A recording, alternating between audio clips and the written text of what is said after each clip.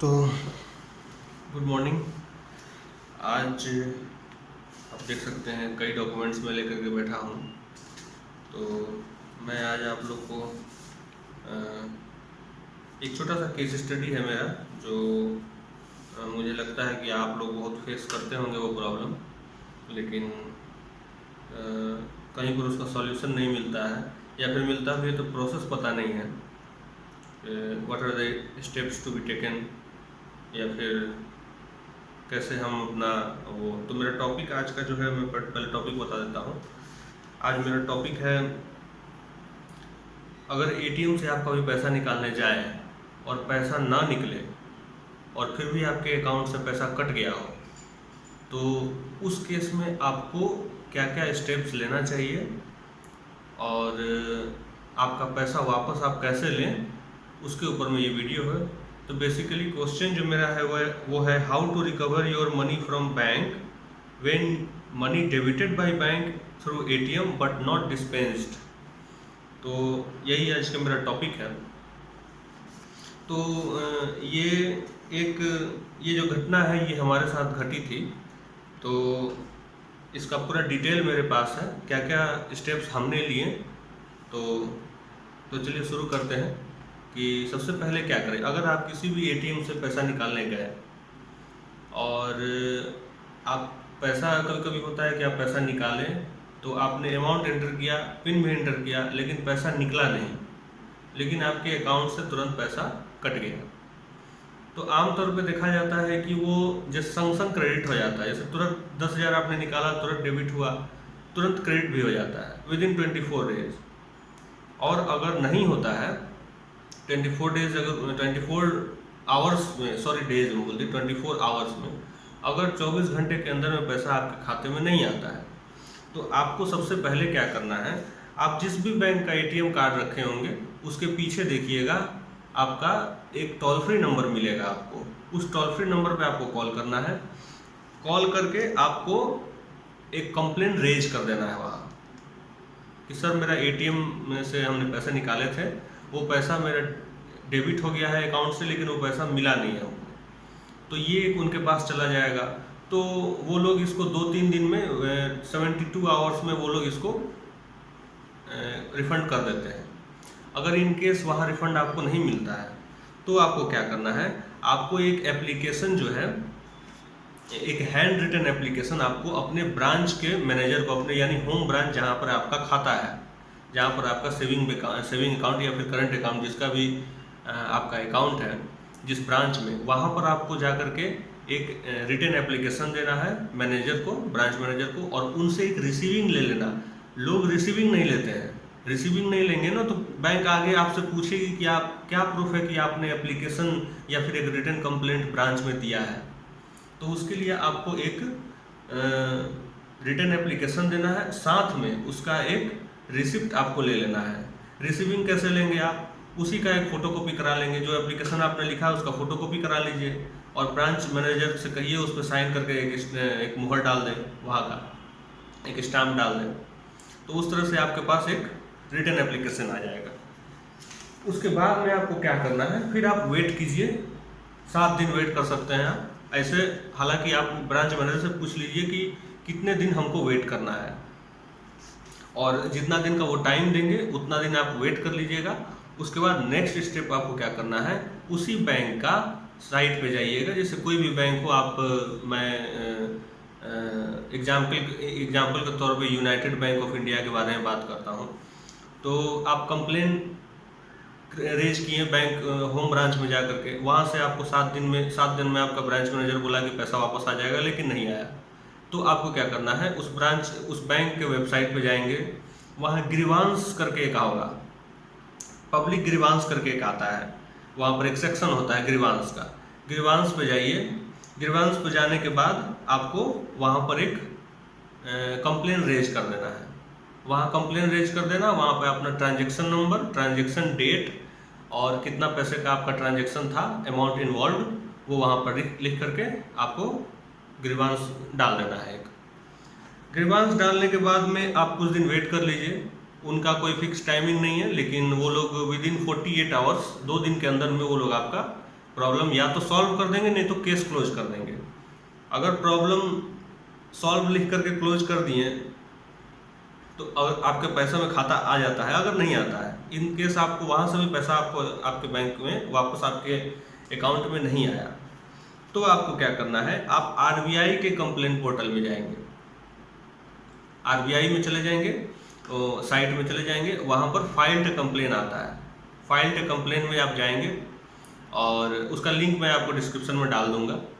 तो वहाँ पर आप फाइल कंप्लेन में जाएंगे। कंप्लेंट फाइल करने के बाद वहाँ पर आपका बहुत सारा डिटेल मांगेगा, पूरा डिटेल मांगता है आरबीआई वाला, आप पूरा डिटेल दीजिएगा उसको। साथ में आप जो एक पीडीएफ जनरेट हुआ होगा आपको, जो आपको ग्रीवांस पोर्टल से मिला होगा, जैसे यूनाइटेड बैंक मेरे एग्जांपल में था, तो यूनाइटेड बैंक से जो आपके पास पीडीएफ जनरेट हुआ होगा वो पीडीएफ प्लस आपने जो ब्रांच मैनेजर को जा करके एक रिटन एप्लीकेशन दिया था उसका एक पीडीएफ, दोनों का पीडीएफ आप आरबीआई के पोर्टल में अपडेट कर देंगे। वहाँ सपोर्टिंग डॉक्यूमेंट बोलता है अपलोड करने के लिए। तो वो एक आपका जो केस है उसको और मजबूत करता है, हालांकि वो मैंडेटरी नहीं है, लेकिन मैं रिकमेंड करता हूँ कि आप वो डाल दीजिए। डाल करके वेट कर लीजिए। आरबीआई जो है केस को 30 डेज में कवर अप करता है, 30 दिन के अंदर में आपका प्रॉब्लम सॉल्व करता है। लेकिन अगर 30 दिन में भी आपका प्रॉब्लम सॉल्व नहीं होता है तो फिर आप कंज्यूमर फोरम में जा सकते हैं। कंज्यूमर फोरम में आपको मैं लिंक बता देता हूँ, कंज्यूमर helpline.gov.in करके साइट है। आप कंज्यूमर फोरम भी लिख करके सर्च कर देंगे गूगल पे तो आ जाता है कंज्यूमर helpline.gov.in। उसमें जा करके आपको एक लॉगिन आईडी जनरेट करना होगा। लॉगिन आईडी जनरेट करके आप ग्रीवांस वहाँ पर डाल दीजिए। वहाँ पर से पूरा डिटेल ये मैं आपको दिखाता हूँ।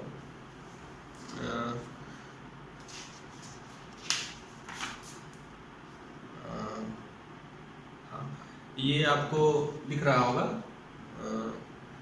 ये आपको दिख रहा होगा, ये आपको कंज्यूमर फोरम में आप जाएंगे तो कुछ इस तरह का डिटेल वहाँ से आप ये डाउनलोड कर सकते हैं। ये मैं आप लोगों के लिए डाउनलोड करके लाया हूँ। आपका पूरा नाम, आपका पूरा एड्रेस, किस बैंक में अकाउंट था, क्या प्रॉब्लम था, उसके बाद क्या इन्वॉल्वमेंट आपका कितने पैसे का था, ट्रांजैक्शन नंबर क्या था, डेट क्या था, वो सब है। और इसमें भी फाइल अपलोड करने के लिए बोलेगा, तो इसमें आरबीआई का जो पीडीएफ जनरेट होगा वो भी आप डालेंगे। बैंक ब्रांच मैनेजर के पास जो एप्लीकेशन आपने लिखा था उसका भी पीडीएफ डालेंगे, और बैंक ग्रीवांस पोर्टल पे जो आपने डाला था उसका भी पीडीएफ डालेंगे। तीनों पीडीएफ डाल करके इस पर वेट करेंगे। जैसे कि ये मेरे केस में हमने ट्रांजैक्शन नंबर डाला था, तो ट्रांजैक्शन नंबर डाला था HDFC बैंक से मेरा ट्रांजैक्शन था जिसमें 10,000 रुपया कट गया था, लेकिन वो पैसा मिला नहीं था।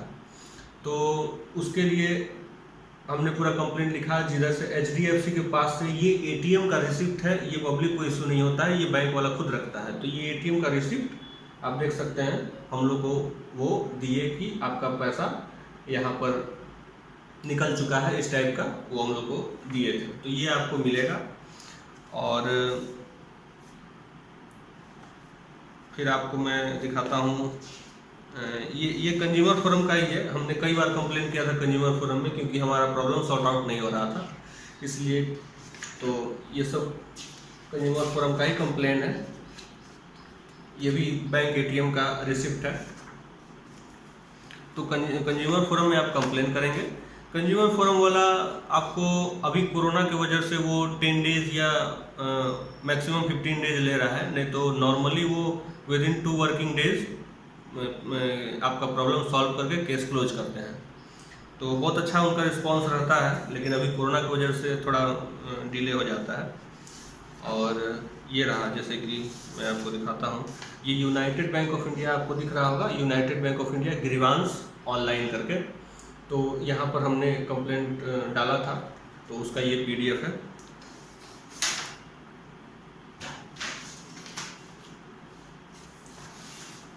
और ये RBI का PDF है, जो RBI में हमने कंप्लेंट रेज किया था उसका PDF है ये। तो इस तरह से आपको भी डाउनलोड करके और PDF बना करके रख लेना है, हर जगह आपको ये अपलोड करने में काम आएगा। उसके बाद आपको क्या करना है, अगर आपका प्रॉब्लम कंज्यूमर फोरम में सॉर्ट आउट नहीं होता है, जैसे मेरे केस में भी यही हुआ था, कंज्यूमर फोरम वाले इसको इंटरटेन नहीं कर रहे थे, वहाँ से अच्छा फीडबैक हमको नहीं मिल रहा था, मेरा पैसा अकाउंट में नहीं आ रहा था। तो हमने फिर क्या किया, आपके पास एक और रिड्रेसल बच जाता है, वो है आपका PG portal, public grievance portal .gov.in करके इसका साइट है, pg portal.gov.in। यहाँ पर जाकर के आपको लॉगिन करना होगा। इसको सीपी ग्राम भी कई लोग बोलते हैं, उस पर लिखा हुआ भी है, तो आप इसमें जा सकते हैं। यहाँ जा करके आप कंप्लेंट रेज कर सकते हैं। यहाँ कंप्लेंट आप रेज करेंगे विदिन 24 आवर्स में आपका प्रॉब्लम सॉल्व हो जाता है। लेकिन मैं रिकमेंड ये नहीं करता हूँ पहले, क्योंकि ये बहुत लास्ट का ऑप्शन, अगर आपके पास कहीं से कोई प्रॉब्लम सॉल्व आप नहीं कर पा रहे हैं तो आप यहाँ जाइएगा। सबसे पहले यहाँ नहीं जाना है, आपको प्रोसेस फॉलो करना है। देखिए, सबसे पहले आपको ब्रांच में, हम एक बार फिर से रिपीट कर दे रहे हैं, पहले आपको ब्रांच में फ़ोन कर लेना है, पहले आपको एटीएम कार्ड पर फ़ोन कर लेना है, पहला स्टेप। दूसरा स्टेप, आपको बैंक के ब्रांच मैनेजर को एक रिटन एप्लीकेशन देकर के रिसीविंग ले लेना है। तीसरा चीज़, उसी बैंक पे, रेस्पेक्टेड बैंक जो आपका बैंक है, उस पर्टिकुलर बैंक के वेबसाइट पे जाकर के आपको पब्लिक ग्रीवांस सर्च करना है और ग्रीवांस में जाकर के ऑनलाइन ग्रीवांस आपको डाल देना है। चौथा स्टेप, आपको आरबीआई में फाइल का कंप्लेंट करना है, वहाँ पर आपको एक कंप्लेंट फाइल करना है। वहाँ कंप्लेंट फाइल करने के बाद आप कंज्यूमर फोरम में जाएंगे। कंज्यूमर फोरम से अगर नहीं आपका प्रॉब्लम सॉर्ट आउट होता है तो आप पीजी पोर्टल में जाएंगे, पब्लिक ग्रीवांस में जाएंगे। अब पब्लिक ग्रीवांस में क्या होता है कि एक तो कंज्यूमर फोरम सब लोग जानते हैं कि कंज्यूमर फोरम में गवर्नमेंट हो या फिर प्राइवेट इंस्टीट्यूशन हो, कोई भी हो, गवर्नमेंट हो, पब्लिक हो, प्राइवेट हो, कुछ भी हो, आप वहाँ पर जाकर के अपना कंप्लेंट रेज कर सकते हैं या फिर किसी के अगेंस्ट कंप्लेंट कर सकते हैं। लेकिन पीजी पोर्टल में क्या होता है, पब्लिक ग्रीवांस में क्या होता है, पब्लिक ग्रीवांस में आप सिर्फ गवर्नमेंट के खिलाफ कंप्लेंट कर सकते हैं, गवर्नमेंट के किसी भी डिपार्टमेंट के खिलाफ उसमें कंप्लेंट कर सकते हैं। वहाँ पर प्राइवेट कंपनी के लिए वो पोर्टल नहीं है। आपको किसी प्राइवेट कंपनी के ऊपर में कंप्लेंट करना है तो आपको कंज्यूमर फोरम में जाना पड़ेगा। तो आपको पब्लिक, और उसमें कुछ कुछ दिए हुए, जैसे कि टेलीकॉम डिपार्टमेंट है, आपका बैंक डिपार्टमेंट है, तो फिर HDFC बैंक हो गया, ICICI बैंक हो, ये सब प्राइवेट बैंक है, तो इन लोग के अगेंस्ट में आपको कंप्लेंट करना है तो आप पीजी पोर्टल में कर सकते हो। उसमें कुछ कुछ दिए हुए हैं, आप लॉगिन करेंगे आपको मिल जाएगा, लिंक मैं डिस्क्रिप्शन में डाल दूँगा। अच्छा, एक चीज़ और है, आप कंज्यूमर फोरम में, जैसे कंज्यूमर हेल्पलाइन.gov.in हमने बताया, तो इसमें आप कॉल करके भी आप अपना कंप्लेंट रजिस्टर करा सकते हैं। जरूरी नहीं है कि आप लॉगिन करके ही करेंगे। अगर आपको लॉगिन नहीं करना है तो आप टोल फ्री नंबर पे कर सकते हैं। उसका टोल फ्री नंबर है 1800111400, 1800111400, डिस्क्रिप्शन में है। इस वीडियो में इतना ही है, एक छोटा सा इन्फॉर्मेटिव वीडियो है। अगर आपको अच्छा लगे तो आप शेयर कीजिएगा, सब्सक्राइब कीजिएगा चैनल को, और लोग में भी कमेंट करके मुझे बताइएगा कि आपको, एक छोटा सा केस स्टडी था, ये मेरा खुद का ओन केस स्टडी है, और मैं काफ़ी सर्च किया, मुझे बहुत दिक्कत हुआ इसके बारे में सर्च करने में कि कैसे हम अपना पैसा वापस करें। तो इसलिए एक छोटा सा वीडियो बनाया है आप लोगों के लिए, क्योंकि हमको जिस तरह दिक्कत हुआ आप लोग को उतना दिक्कत ना हो, इसलिए ये वीडियो बनाया। और एक छोटा सा चीज़ और रह गया इसमें, आप किसी भी बैंक के खिलाफ कंप्लेन करते हैं, किसी भी बैंक के खिलाफ अगर आप कंप्लेन करते हैं तो आप कोशिश कीजिए कि विदिन 90 डेज में आपका जो है आप टॉप मोस्ट लेवल तक चले जाएं। यानी पीजी पोर्टल टॉप मोस्ट आपका कंप्लेंट जहां आप कर सकते हैं वो पीजी पोर्टल है। तो आप कोशिश कीजिए कि 90 डेज में आप वहां पहुंच जाएं, क्योंकि एक एटीएम के ऊपर में होता है कि एटीएम का जो भी डाटा रिकॉर्ड होता है, जैसे कि एटीएम का सीसीटीवी का जो डाटा है, तो पीजी पोर्टल वाले वो भी चेक कर लेते हैं। तो विदिन 90 डेज में अगर करेंगे तो वो वहाँ से सीसीटीवी डाटा से वो आपको ले लेंगे कि आपने सही में पैसा विड्रॉ किया था या नहीं किया था, तो उसका प्रूफ एक वहाँ उनको मिल जाता है। लेकिन 90 डेज के बाद अगर करते हैं ना, तो कोई भी एटीएम जो है डाटा 90 डेज तक रखते हैं, 90 डेज के बाद वो डाटा इरेज कर देते हैं। तो इसलिए आपसे रिक्वेस्ट है कि आप 90 डेज में अपना पूरा जो प्रॉब्लम है उसको सॉर्ट आउट कर लें। तो आज के लिए बस इतना ही, मिलते हैं नेक्स्ट वीडियो में। और कोशिश करूँगा कि कोई एक और केस स्टडी डालूंगी। ऑनलाइन शॉपिंग से भी आपको कुछ प्रॉब्लम आते रहते हैं, तो ऑनलाइन शॉपिंग के ऊपर में भी मैं सोच रहा हूँ कि एक केस स्टडी बनाऊँ। तो चैनल को सब्सक्राइब कीजिए, आपको नोटिफिकेशन मिल जाएगा। चलिए बाय।